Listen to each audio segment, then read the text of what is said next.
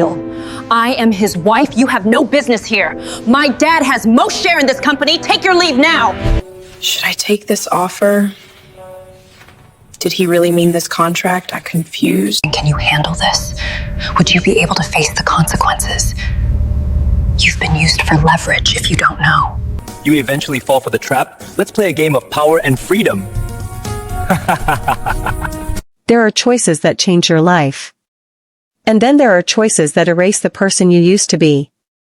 Tonight, you're about to meet a woman who thought she was being given an opportunity, when in truth, she was stepping into a trap built long before she arrived. A world of power, where silence is currency. Where loyalty is tested, not rewarded. And where the most dangerous move is being chosen. This is not a story about good and evil. It's about survival. About what it costs to stand when powerful people expect you to kneel. So before we begin, sit back. Close the other tabs. Turn the volume up. And if, by the end of this story, you feel unsettled, if a single line stays with you longer than it should, like the video, subscribe to the channel, and leave a comment. Because stories like this don't come often. And we might not meet again. Until the next fire is lit. Now, let me tell you how it started. The glass slipped. Amina caught it a breath before it shattered, fingers tightening just enough to steady the stem without a single drop spilling onto the cream linen. Her heart jumped, but her face didn't change. A couple at table 4 never even noticed how close the moment had come to disaster. "Thank you," the woman said, smiling absently. Amina nodded, posture straight, shoulders loose, breathing controlled. 5 years in fine dining had trained her body better than fear ever could. Mistakes weren't forgiven here. They echoed. They followed you. They cost you shifts, promotions, dignity. Behind her, she felt it before she heard it, the sudden shift in the air, like a room instinctively holding its breath. The manager's voice snapped sharp and low from the host stand. "Everyone, listen. VIP just booked 10 minutes out." That alone wasn't unusual. What was unusual was the way his hands shook as he adjusted his tie. The way his eyes kept darting toward the entrance like he was waiting for a storm to walk through the door. "What name?" someone whispered. The manager swallowed. "Kang Min-jae." The kitchen went quiet. Even the clatter of pans softened, as though the walls themselves knew the name. Amina had heard it before, not in detail, not in conversations people wanted traced back to them. Just fragments. A whisper here. A warning there. "He owns hotels," a bartender murmured. And, he didn't finish. Amina tightened her grip on her tray, smoothing her expression as she always did. Fear didn't belong on the dining floor. Curiosity barely did either. Whatever Kang Min-jae was, he was still just a customer, and she was still here to work. But she noticed the way the manager's gaze found her. Held. Then nodded. Of course. Her section. The doors opened, and the restaurant changed. It wasn't dramatic at first. No announcement. No noise. Just a quiet ripple, like water disturbed by something heavy sinking deep. He walked in wearing a charcoal suit that fit him like intention. Tall, lean, relaxed in a way that suggested very little in the world surprised him anymore. His hair was swept back, face sharp enough to cut glass, eyes dark and alert, taking everything in without seeming to look at anything twice. 3 men followed. They were solid, alert, dressed well, but they faded beside him. Kang Min-jae didn't need protection to command a room. He carried authority the way some people carried accents, effortlessly, unmistakably. The manager rushed forward, smiling too wide. "Mr. Kang. Welcome. Your table is ready." Min-jae didn't slow. "Your best table," he said calmly. "And your best server." The manager laughed nervously. "Of course." Amina felt it then. The weight. The invisible hand pushing her forward whether she liked it or not. She picked up 4 menus, adjusted her sleeves, and walked. Good evening, she said as she approached the table by the window, the one reserved for anniversaries and marriage proposals and people who like to feel important. Welcome to Luminance. My name is Amina. I'll be taking care of you tonight. Min-jae didn't look at her. He was scrolling on his phone, thumb moving idly as if her presence hadn't registered at all. Water, he said. Still. Room temperature. No lemon. Yes, sir, Amina replied smoothly. Would you like to? Can you handle that? He finally looked up. His eyes swept over her, not lingering anywhere, not crude, not openly disrespectful. Worse. Appraising. Like she was an object whose value he hadn't decided yet. Of course, she said. I can read, he added, flicking the menu open without looking at it. If I have questions, I'll ask. One of the men shifted uncomfortably. Another cleared his throat. The youngest, the one with kind eyes, offered Amina a small, apologetic smile. She nodded once and turned away. In the service station, she exhaled through her nose. Not a sigh. Not a reaction. Just a release. You okay? The bartender asked. Fine, Amina said. She carried their water out like it weighed nothing. Set each glass down precisely, equidistant, flawless. Are you ready to order? She asked, or would you like a moment? How long have you worked here? Min-jae asked. The question landed wrong. Too casual. Too sudden. 5 years, Amina said. He leaned back. Studied her. 5 years, he repeated. And you're still serving water. Heat crept up her neck. That says something, he continued gently. Doesn't it? One of his men muttered, Boss. I'm speaking, Min-jae said without looking away from Amina. She kept her voice even. Would you like to hear the specials? No, he smiled slightly. I'd like to see if you can follow instructions. He ordered slowly.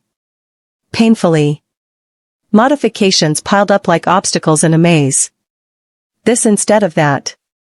Sauce separated, but not fully. Vegetables prepared 3 different ways. Meat cooked to a temperature most chefs rolled their eyes at. Amina wrote everything down without comment. When he finished, she read it back. Perfect. Every pause intentional. Every detail intact. For the first time, Min-jae looked entertained. Impressive, he said. Memory like that. She waited. For someone still carrying trays. She met his eyes. Will there be anything else? Their gazes locked, something electric stretching between them. Then he waved her off. That's all. In the kitchen, her hands shook. Chef Laurent noticed immediately. Who rattled you? Table by the window, Amina said. He's trying to break me. Laurent's jaw tightened. Say the word. No, she breathed in. I've got it. She brought the appetizers out with perfect timing. The insults continued. You walk too loudly. You breathe like you're nervous. This glass has fingerprints. It didn't. His men avoided her eyes. One whispered apologies when Min-jae looked away. Amina absorbed it all. Each comment slid off her smile, and sank somewhere deeper. By the time the mains were ready, something inside her had gone still. She carried the plates herself. Placed them carefully. When she set Min-jae's dish down, orienting it exactly as he'd specified, he stared at it. 3 seconds. Then, this is wrong. Her pulse spiked. I'm sorry? The sauce. He pointed. I told you the herbs should be separated. They are, Amina said carefully. He looked at her, eyes darkening. Are you calling me a liar? Nearby conversations faded. I'm calling attention to what's on the plate, she replied. Min-jae leaned forward. Do you think I don't know what I ordered? No, sir. Then why are you standing here arguing instead of fixing it? Because it isn't a mistake. The truth rose before her could stop it. Because it isn't wrong, Amina said quietly. And you know it. Silence. Her manager's voice cut in sharp behind her. Amina. She ignored him. Min-jae watched her the way a scientist watched something unexpected happen in a controlled experiment. Interesting. How much do you earn here? He asked. That's not appropriate. How much? About 45,000 a year, she said. He stood, pulling a black card from his wallet. Pay the bill. Tip 50,000. What? One man whispered. Min-jae leaned close. His voice dropped. You have fire, he told her. Just don't let it consume you. He walked out. And Amina stood there, heart pounding, knowing, deep down, that nothing about her life would ever be quiet again. Min-jae didn't touch the food. He didn't need to. The accusation alone was enough. His index finger lifted slightly, precise, controlled, pointing at the sauce like a judge indicating guilt. This is wrong. The words were soft. Almost polite. Amina felt the sound of them ripple through the room. Conversations thinned. Chairs stopped scraping. A nearby couple froze mid-laugh, the woman's smile faltering as though she sensed something fragile breaking nearby. I'm sorry? Amina asked carefully. The herbs, Min-jae said. I told you they should be separated. They are separated, she replied, her eyes dropping briefly to the plate, then rising again. Exactly as you requested. He tilted his head. Studied her. The slightest smile curved his mouth, but it didn't reach his eyes. Are you saying I don't know what I ordered? One of the men at the table shifted. Boss? Min-jae lifted a single finger. Silence obeyed instantly. I know what I see, he continued calmly. And what I see is incompetence. Amina felt the sting settle not on her skin but deeper, like pressure on a bruise that had been there long before tonight. Sir, she said, keeping her voice level, I personally watched this dish prepared. The sauce components are separate. Min-jae leaned forward. The movement was small, but it changed everything. He didn't raise his voice. Didn't need to. His presence pressed against her like body heat. Are you arguing with me, he asked, or trying to educate me? Neither answer felt safe. I'm clarifying, Amina said. The word landed wrong. His hand moved, not touching her, not grabbing the plate, but stopping it. Blocking her reach when she moved to take it away. The contact never happened. But the implication did. A ripple went through the diners closest to them. Someone whispered, what's happening? The manager appeared at the edge of her vision, pale and sweating, hands clasped like he was praying for divine intervention. Amina, he said tightly. Let me handle this. She didn't turn. Min-jae's eyes never left hers. Why are you still standing here? He asked softly. Why aren't you apologizing and fixing your mistake? Her chest rose slowly. Fell. Because it isn't a mistake. The thought rose clean and sharp, and this time she didn't swallow it. Because it isn't a mistake, Amina said quietly. And we both know it. The room fractured. It wasn't loud. It wasn't dramatic. It was the sudden absence of sound, the kind that makes your ears ring. The manager froze where he stood. One of Min-jae's men stared at the table like it had betrayed him. Another slowly exhaled through his nose, eyes dropping to the floor. Min-jae didn't react immediately. That was the most frightening part. He looked at her like she'd shifted into a new shape. Like something rigid and predictable had suddenly moved on its own. Excuse me, he said. The dish is prepared exactly the way you ordered it, Amina continued, her voice steady but low. I double-checked. There's no parsley in that portion of the sauce. You're pointing to garnish from a separate component. The manager took a step forward. Amina. She ignored him again. You've been testing me all night, she said, and now there was no stopping it. Finding fault where there isn't any. I've accommodated every request. Every change. Every insult disguised as feedback. Murmurs fluttered and died. Min-jae watched her, utterly still. But I won't accept blame for something that isn't wrong, she finished. Nobody breathed. Min-jae leaned back in his chair slowly, deliberately, as though savoring the moment. His gaze never left her face. Then he smiled. Not the polite curve he'd worn earlier. Not mockery. Something sharper. How much do you make here? He asked. The question hit her sideways. I'm sorry? Your salary, he clarified. How much? That's inappropriate. How much, he repeated. Amina inhaled. With tips, about 45,000 a year. A flicker of something passed behind his eyes. He stood. The chair slid back smoothly. Every head tracked the movement like a reflex.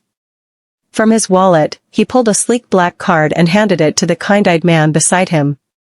Pay the bill, Min-jae said. Add 50,000 to the tip.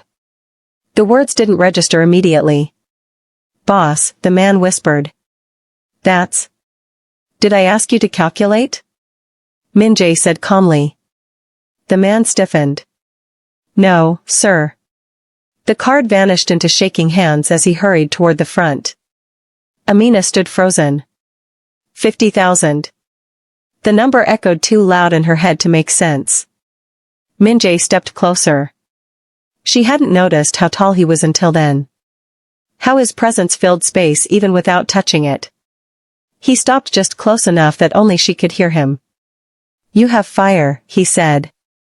His voice was low. Measured. I respect that. Her pulse hammered. But fire without control, he continued, destroys everything interesting around it. His gaze dropped briefly to her hands, then returned to her eyes. Remember that. Then he turned and walked away. The restaurant didn't move until he reached the door. When it closed behind him, sound rushed back in like air into a vacuum. What the hell was that? Someone hissed. The manager rushed to Amina's side, voice shaking. Do you realize who that was? Yes, she said faintly. I think I do. Do you realize what you just did? She looked at the door he'd disappeared through. I think I do. The manager laughed weakly. 50,000? He clutched his chest. I'm going to be sick. Amina's hands finally began to shake. She curled them into fists beneath the table. That night, sleep never came. 3 days later, she was polishing wine glasses when she felt it again, the shift. The sense of something entering her orbit. She looked up. The kind-eyed man stood near the host stand, sunlight softening his features. He wore a casual jacket now, no suit, no intimidating posture. Just, human. Relieved, when he saw her. Amina, he said, walking over. I was hoping you'd be here. Her spine straightened. Can I help you? I need to talk to you. He hesitated. Privately. Every instinct screamed no. She led him to the staff break room anyway. I'm Eli, he said once the door shut. I wanted to apologize. For the other night. She crossed her arms. Apologies don't usually come with messengers. He winced. Fair. So why are you here? He pulled out an envelope. He sent me with an offer. Her breath caught. An offer? Eli set the envelope down gently. A job. Silence stretched long. Why me? She asked. Because you didn't break, Eli said simply. And because you told him no. Her phone buzzed in her pocket, rent reminder. Another buzz. Her mother's name. She stared at the envelope. What's the catch? Eli smiled thinly. That's what he wants you to find out. Amina didn't open the envelope right away. It sat on her kitchen table all night like it had weight. Like it was watching her. Her apartment was too quiet. The refrigerator hummed too loudly. Rain tapped against the narrow window, the kind of persistent sound that made her chest tight instead of calm. She dropped her keys into the bowl by the door and kicked off her shoes. The place smelled faintly of disinfectant and cheap coffee, survival, not comfort. She loosened her coat and stopped when her phone buzzed again. Rent reminder, balance due in 5 days. Her jaw tightened. She crossed the room, set her bag down, and finally picked up the envelope. It was heavier than it should have been. Thick paper. Expensive. Intentional. Inside wasn't a check. It was a contract summary. Clean. Minimal. Typed in sharp black font. Personal assistant, executive level. Salary listed so casually it made her dizzy. Benefits. Housing allowance. Private medical coverage. Her breath caught. Medical. Her mother's face flashed in her mind, worn but proud, insisting she was fine while her hands trembled from pain she didn't talk about anymore. The unpaid bills tucked into drawers. The missed appointments. Amina sat down slowly. Her phone buzzed again. Mama Blue Heart. She didn't answer. She couldn't. Because if she did, she'd hear the cough first. Always the cough. She pressed the heel of her hand into her eyes and let out a shaky breath, the composure she wore in public cracking just enough to sting. No safety net. No backup. No one coming to save her if she fell. She looked back at the document. Then at the number printed at the bottom. Contact directly. Her thumb hovered over the screen. Danger, she whispered to the empty room. She dialed anyway. It rang once. Twice. He answered.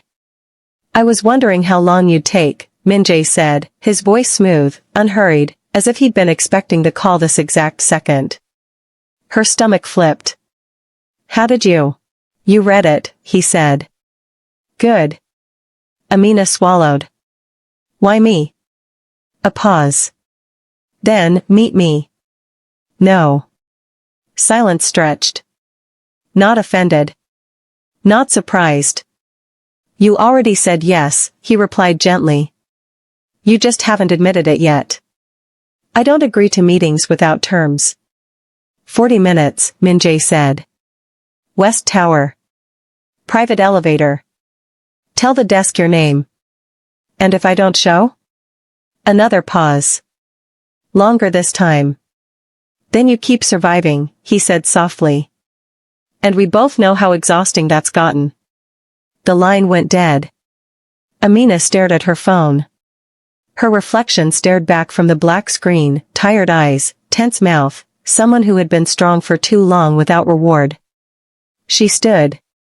Grabbed her coat. Locked the door behind her with shaking hands.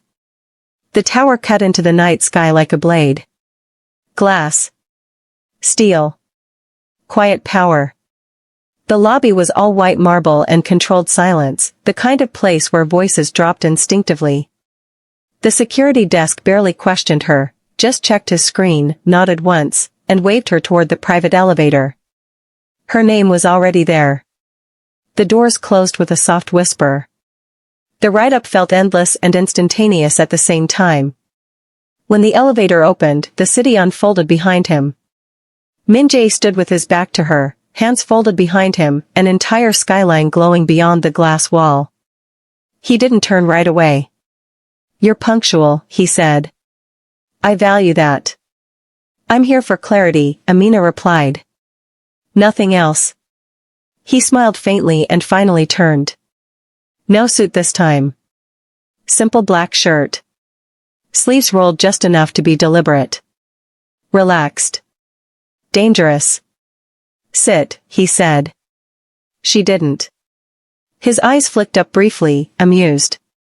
Of course, he murmured. Still defiant.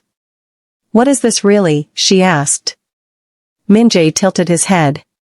Studied her like a puzzle he'd already solved but enjoyed confirming. I chose you, he said, because I recognized the restraint. Restraint? Yes. That moment in the restaurant, you wanted to explode. You didn't. You wanted justice. You chose precision. He stepped closer, not invading, just enough to command attention. You don't fear power, he continued. You resent it. Amina's chest tightened. You don't know me. I know your father died young, Min-jae said calmly.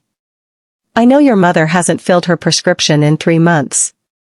I know you work double shifts and still choose pride over pity. Her breath vanished. That's not. I know, he said smoothly, that you are angry. Her voice trembled. You violated my privacy. I collected information, he corrected. The world does that to winners. This isn't a promotion, she said bitterly. No, Min-jae agreed. It's a battlefield. She laughed once, sharp, disbelieving. You think dangling money makes this noble? I think honesty does, he replied. I won't pretend this is safe. I won't pretend you won't be tested. Tested how? Emotionally. Morally. Strategically. Amina stared at him. What do you actually want me to do? I want someone who can stand in a room full of men who think they own her, Min-jae said softly, and still keep her spine straight. Her fingers curled slowly at her sides. If I consider this, she said, I choose the terms. Min-jae's eyebrow lifted. Go on. Clear contracts, she said firmly. No illegal activity. No blind orders. And if I say I'm done, I walk away. No consequences. He listened without interrupting. When she finished, he smiled. That's all? Her suspicion sharpened. You're agreeing too quickly. Because you misunderstand where the power is, Min-jae said. I don't need obedience. I need capability. He extended his hand. The city glowed beneath them, 1,000 lights, 1,000 trapped lives. Amina looked at his hand. Then at her future, waiting outside that glass tower with overdue bills and exhaustion. She took his hand. The shake was firm. Equal. Electric. Somewhere far below, the city kept breathing, unaware that something dangerous had just been invited into motion. And for the first time, Amina wasn't sure if she'd just been rescued. Or recruited. The handshake had barely ended when the office door slammed open. The sound cracked through the room like a gunshot. Amina flinched before she could stop herself. Min-jae didn't. He didn't even turn around immediately. That alone told her everything she needed to know. Whoever had just entered didn't need permission. He straightened slowly, jaw tightening just a fraction, the first visible reaction she'd seen from him since stepping into this office. He turned. The woman who stood in the doorway looked like she belonged to a completely different world. Yoon Seo-rin was tall, elegant, devastatingly beautiful in a way that felt sharpened into a weapon. Early 30s. Pale porcelain skin. Long, glossy black hair cascading over one shoulder. Her dress was blood red, tailored perfectly, clinging without trying. Her makeup was flawless, her lips curved in a smile that didn't reach her eyes. Those eyes, cold, sharp, amused, locked onto Amina instantly. Oh. So this is her. Seo-rin stepped inside and shut the door behind her with deliberate calm. The soft click echoed louder than the slam. How touching, she said in lightly accented English, her tone smooth and cruel. You're already shaking hands. Amina felt Min-jae move beside her, subtle but protective, like a reflex he hadn't meant to reveal. Seo-rin, Min-jae said quietly. You shouldn't be here. I go wherever I want, she replied, eyes never leaving Amina. Especially when you start new projects. Project. Amina's spine stiffened. Seo-rin walked closer, heels clicking against the polished floor, circling Amina slowly like she was being inspected. Not threatened, observed. So, Seo-rin continued, voice almost playful, what did he tell you? That you're special? That you're different? Amina didn't respond. She refused to shrink. Seo-rin laughed softly. He always says that. Min-jae's voice sharpened. Enough. Seo-rin stopped directly in front of Amina. Too close. Intentionally invasive. Do you know what he collects? She asked. Amina met her gaze. I'm not interested in gossip. Oh, this isn't gossip. Seo-rin leaned in slightly. It's history. She glanced at Min-jae. Broken women. Smart ones. Angry ones. Women who think they're choosing power when really, they're being used to prove something. Amina's pulse thudded in her ears. Min-jae took a step forward. I said enough. Seo-rin ignored him. You know why he likes you, she whispered. Because you look like you still believe you can win. Amina exhaled slowly. If you have something to say, say it. Seo-rin's lips curled. All right. She straightened, voice rising just enough to make the moment ceremonial. I'm his wife. The words landed heavy. Amina turned sharply toward Min-jae. He didn't deny it. We're divorced, he said. Controlled. Precise. Seo-rin laughed. Are we? Her gaze snapped back to Amina. He didn't tell you about the paperwork, did he? Amina's chest tightened. What paperwork? Seo-rin smiled wider, viciously satisfied. The divorce isn't finalized. Not legally. Not yet. She tilted her head. Because my father owns half the holding company that keeps his clean empire standing. Min-jae's jaw locked. Seo-rin's voice turned colder. Every hotel. Every restaurant. Every pretty little asset he uses to pretend he's respectable? She tapped Min-jae's chest lightly with one finger. Still tied to my family. Amina's mind raced. This wasn't just personal. It was structural. She looked back at Min-jae slowly. You said I'd be managing autonomous operations. I intended to finalize. Intended? Seo-rin cut in. See how careful he is with words? Seo-rin stepped closer to Amina again, lowering her voice. You're not a manager, she whispered. You're leverage. The word sank deep. Amina swallowed. Seo-rin circled behind her now, her voice brushing Amina's ear like a blade. If you perform well, you strengthen him. If you fail, everything collapses. She stopped, leaning in close enough that Amina could smell clean florals and something sharper beneath it. You think you chose this job, Seo-rin murmured.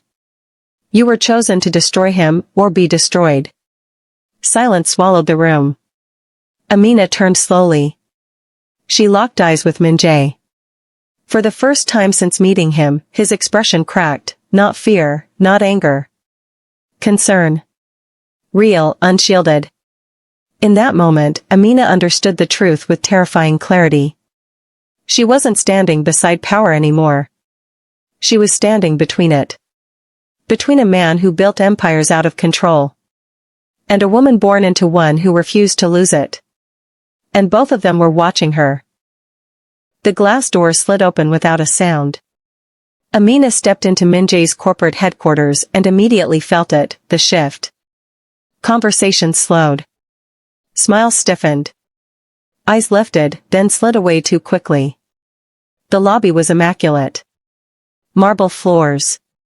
Steel and glass everywhere. Power, polished until it looked untouchable. A receptionist bowed slightly, her smile tight. Ms. Amina. Welcome. Amina nodded. Good morning. She could hear the whispering already. Korean, fast and low. Not bothering to hide it, just assuming she wouldn't understand enough to matter. Why is she here? Temporary. Foreign. Min-jae stood across the lobby, hands in his coat pockets, posture relaxed. Watching. Not approaching. Not rescuing. Amina met his eyes for half a second. He gave nothing back. She walked past him anyway. In the executive meeting room, the air was cold and heavy. 12 people seated. All senior. All older. All carefully neutral. She took the head chair. A man to her left cleared his throat. We assumed Chairman Kong would be joining us. He won't, Amina said calmly. You have me. A pause. Another executive smiled politely. Of course. We were simply surprised. I imagine you are, she replied. So was I, by how much revenue is missing. The polite smiles vanished. Min-jae leaned against the wall near the door, arms folded. Still silent. She continued, steady. 27% discrepancy between reported earnings and actual deposits. I'd like an explanation. Silence thickened. Someone shuffled papers. Someone else avoided her gaze. Finally, the man across from her spoke. There must be an accounting delay. Amina didn't blink. Across 3 departments? Cultural processes can appear inefficient from an outside perspective. There it was. She inhaled slowly. I'm not outside. I'm responsible. No one disagreed. No one agreed. Min-jae's eyes stayed on her, not intervening, not defending. So this is the test, she realized. 2 days later, Seo-rin arrived at the hotel. Amina was mid-inspection, standing with department heads when the energy shifted again, sharper this time. Staff straightened instantly. Someone whispered her name like a warning. Seo-rin approached in heels that clicked softly but loudly enough to announce her presence. Amina, she said brightly, kissing the air beside her cheek. I thought I'd stop by. See how things are going. They're going fine. Seo-rin's smile widened just a fraction. I'm glad. Hotels like this have a rhythm. It would be unfortunate to disrupt it. One of the managers nodded eagerly at Seo-rin. Seo-rin turned to him. She's doing her best, isn't she? The man hesitated, then smiled. Of course. Seo-rin leaned closer to Amina, lowering her voice just enough to feel intimate. Enjoy it while it lasts. Amina met her gaze. I intend to. Seo-rin laughed softly and walked away, leaving behind a room full of doubt that wasn't there before. That night, Amina stared at spreadsheets until her eyes burned. The numbers didn't lie, but someone clearly had. Missing money. Altered reports. Clean signatures that shouldn't have been clean. Her phone buzzed. Min-jae, what did you find? She typed. Deleted. Then answered simply, a choice. Minutes later, he arrived. No words. He sat across from her, poured himself water, waited. You won't tell me what to do, she said. No. If I cover this quietly, everything stays calm. And? If I escalate, half that board will turn on me. And Seo-rin will smile. Min-jae studied her like a chessboard. What will you do? Amina closed her laptop. I won't be invisible again. She opened her email. Board members. Legal. Financial oversight. All of them. Min-jae watched without stopping her. She hit send. The panic was immediate. Phones rang. Executives barged into offices. Emergency meetings called. Someone shouted down a hallway in Korean, angry, afraid. Seo-rin called. Amina didn't answer. An hour later, Min-jae stood beside her overlooking the city. Chaos below them. Glass and lights and consequence. You forced their hand, he said quietly. They forced mine first. A pause. I didn't know if you would, he admitted. Amina turned to him. Neither did I. His expression didn't change, but something sharpened behind his eyes. Across the room, Amina's phone lit up again. Unknown number. She stared at it, heart pounding, instinct screaming.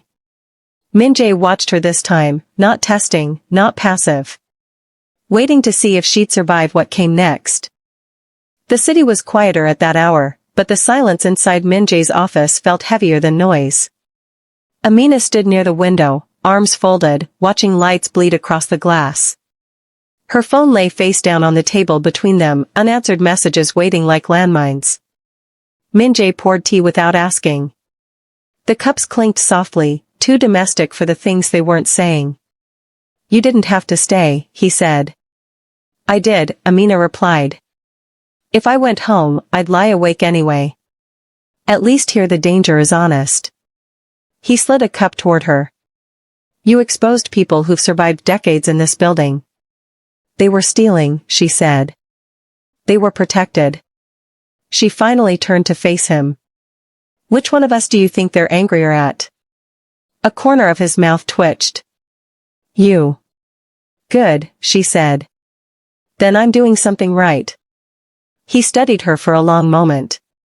Not the way he studied deals. Something closer to assessment mixed with surprise. "We need rules," she said quietly. "That sounds like fear." "That sounds like survival," she shot back. "I work for you. Not with you. Not against your wife. Not as bait." Min-jae didn't interrupt. "No personal leverage," she continued. "No private access I don't approve. And you don't get to decide when I'm strong enough to bleed." The air tightened. "You're assuming I would," he said. "I'm assuming you already have." Silence stretched. "Honest. Dangerous." Min-jae nodded once. "Boundaries stand, until they cost us something." Amina accepted that. It was the closest thing to respect she'd get. For a brief second, something unspoken passed between them. Not romance. Recognition. Then he stood. And whatever softness existed vanished with the movement. Seo-ran chose a quieter place for their meeting. A private tea house. Muted lighting. No witnesses worth bribing. She didn't smile when Amina arrived. "You're not enjoying this," Amina said. Seo-ran stirred her tea. "I didn't choose enjoyment. I chose control." "Then tell me the truth." Seo-ran's eyes lifted. Sharp. "Honest now. My marriage was never about love. It was a contract between predators." Amina stayed still. "My father built Min-jae's access to capital. His supply chains. His international permissions." Seo-ran exhaled slowly. "Min-jae outgrew him. That's the sin." "And you?" "I was insurance." She laughed, dry. "A chain disguised as silk." Amina's voice lowered. "And me?" Seo-ran met her gaze fully. "You are pressure. You destabilize him. You make him unpredictable. You brought me to hurt him." "I brought you," Seo-ran corrected, "because if my father breaks him, someone innocent has to carry the blame. That person is usually easier to destroy." The words landed heavy. "So why warn me?" Seo-ran looked away. "Because I don't like losing to men who think they own the game." Amina leaned back. "Then you should have picked someone weaker." Seo-ran smiled then.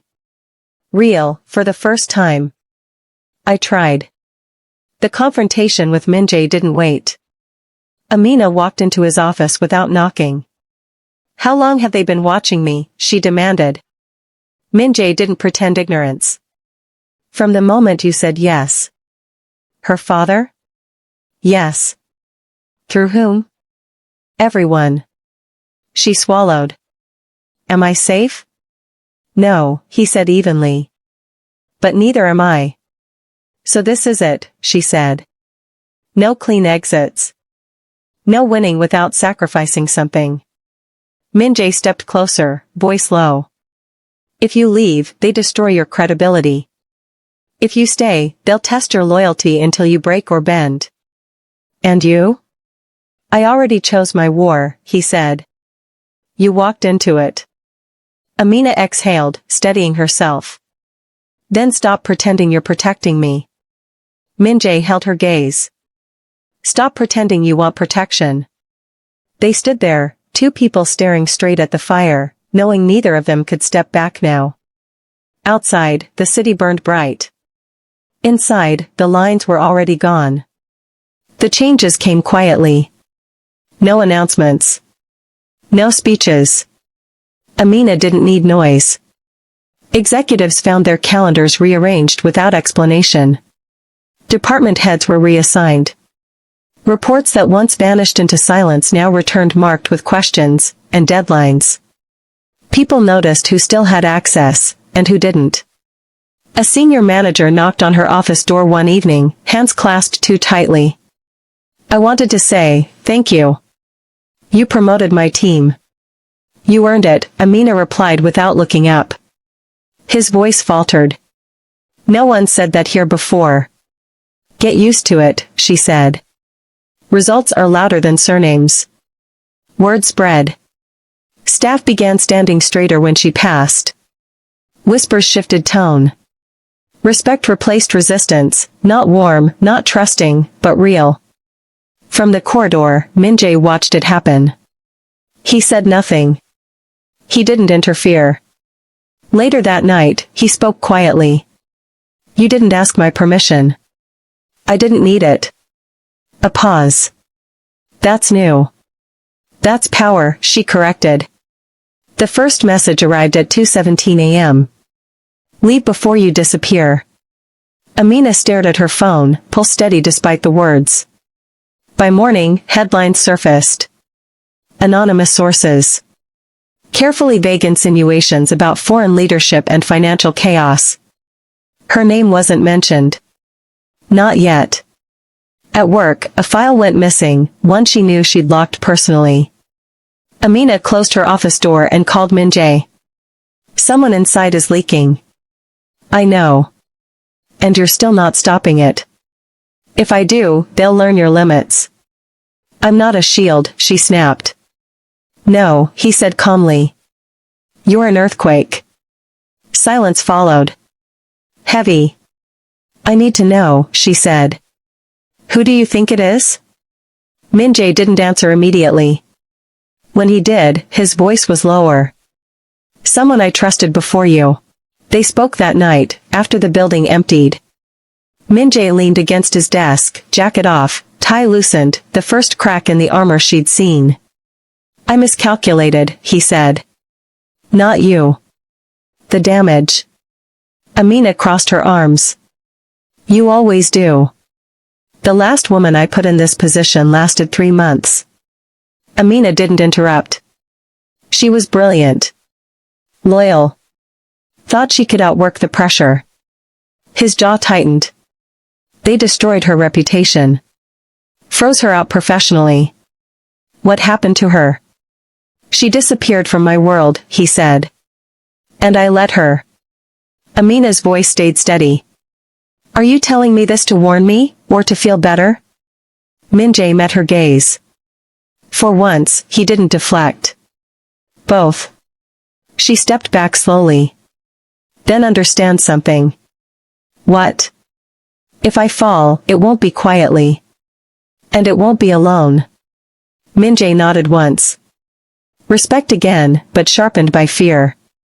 Her phone vibrated. Another message. "Next time won't be anonymous." She showed him the screen. Min-jae's expression hardened. Outside, sirens echoed faintly through the city. Power had noticed her. And it was done pretending. The news broke before sunrise.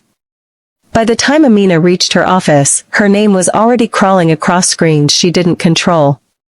Legal analysts. Anonymous sources. Carefully edited timelines that turned decisive leadership into recklessness. Asset freeze approved pending investigation.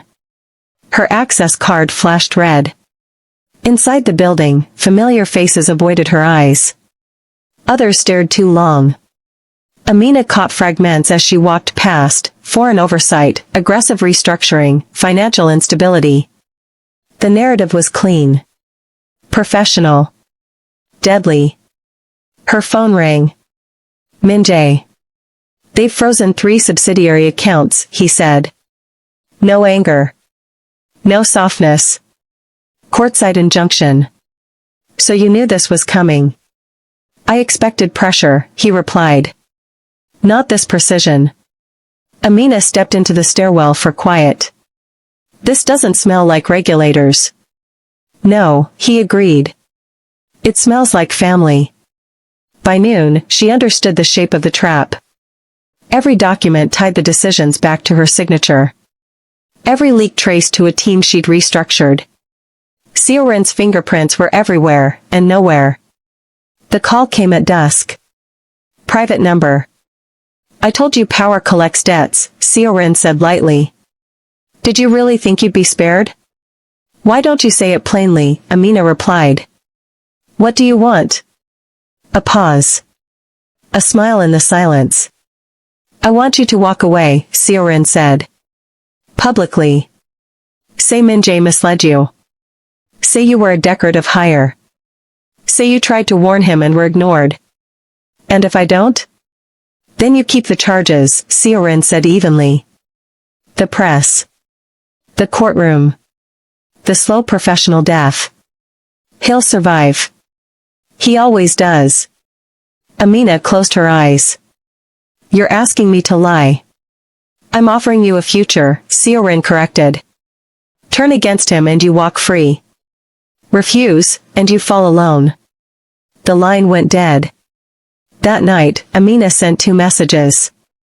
One to Min-jae. Meeting. Tomorrow. No lawyers. No guards. Another to Seorin. Bring everything you think you own. They met in the same tower where it had begun. Glass walls. City below. No audience this time. Seorin arrived first, perfectly composed, eyes glittering with anticipation. Min-jae followed minutes later, face unreadable, shoulders coiled with restrained calculation. Amina stood between them. No intermediaries, she said. No rewriting later. This conversation ends things. Seorin laughed softly. Bold, considering your position. That's the point, Amina replied. She turned to Min-jae. Your ex-wife's family engineered the injunction using shell advisory firms. Not your criminal operations, those are clean. But market manipulation? Media coordination? Political pressure? Min-jae didn't look surprised. I suspected. Seorin tilted her head. And yet you let her stand alone. Amina raised a hand. This isn't about choosing you, she said. Either of you. She laid a folder on the table. I sent copies to regulators this morning. Only legally provable manipulation. Nothing that brings the empire down, but enough to collapse the injunction. Min-jae's gaze sharpened. You exposed us both. I exposed leverage, Amina said. Different thing. Seorin's composure cracked.